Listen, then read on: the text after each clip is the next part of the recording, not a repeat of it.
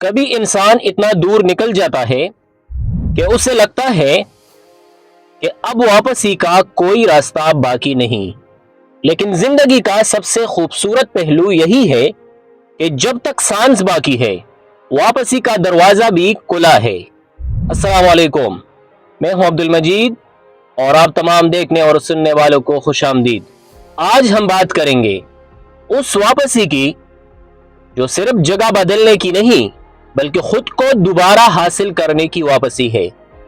انسان کبھی غلط فیصلوں کی وجہ سے اپنے مقصد سے دور ہو جاتا ہے، کبھی بڑی صحبت اسے بدل دیتی ہے، کبھی ناکامی اسے توڑ دیتی ہے اور کبھی حالات اسے ایسا انسان بنا دیتے ہیں جسے دیکھ کر وہ خود بھی پہچان نہیں پاتا۔ لیکن ایک غلطی پوری زندگی کا فیصلہ نہیں ہوتی، ایک ناکامی پوری کہانی کا اختتام نہیں ہوتی، اور ایک برا وقت ہمیشہ نہیں رہتا۔ جس انسان نے کبھی محنت کی تھی وہ دوبارہ محنت کر سکتا ہے، جس نے کبھی خواب دیکھا تھا وہ دوبارہ خواب دیکھ سکتا ہے، جس نے کبھی اچھا راستہ چھوڑ دیا تھا وہ واپس اسی راستے پر آ سکتا ہے۔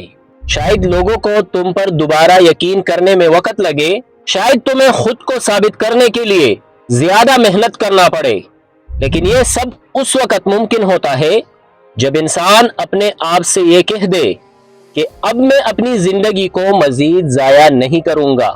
بعض لوگ ماضی کی غلطیوں کو اپنی شناخت بنا لیتے ہیں، حالانکہ ماضی کا کام تمہیں سزا دینا نہیں بلکہ تمہیں سبق دینا ہے۔ اگر تم گر گئے ہو تو اٹھو، اگر راستہ بھٹک گئے ہو تو واپس مڑو، کیونکہ زندگی تم سے یہ نہیں پوچھتی کہ تم کتنے بار گرے، زندگی یہ دیکھتی ہے کہ گرنے کے بعد تم نے کیا کیا۔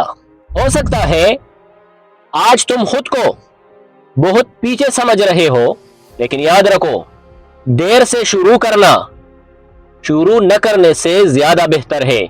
کچھ لوگ 20 سال کی عمر میں اپنا راستہ ڈھونڈ لیتے ہیں، کچھ 30 سال میں، کچھ 40 سال میں، اور کچھ پوری زندگی کے بعد سمجھتے ہیں کہ انہیں اصل میں کیا چاہیے تھا۔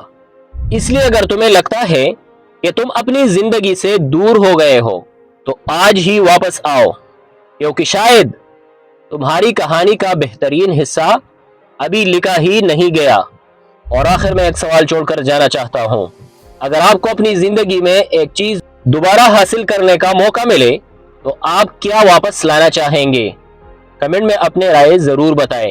اگر آپ کو یہ ویڈیو اچھی لگی ہو تو ویڈیو کو لائک کریں اور چینل کو ضرور سبسکرائب کریں۔ تب تک کے لیے اللہ حافظ۔